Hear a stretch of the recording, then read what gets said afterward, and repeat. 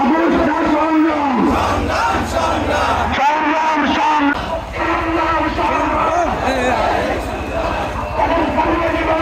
নেতৃবৃন্দ, পৌরসভার নেতৃবৃন্দ, ইসলামী ছাত্র শিবির শ্রমিক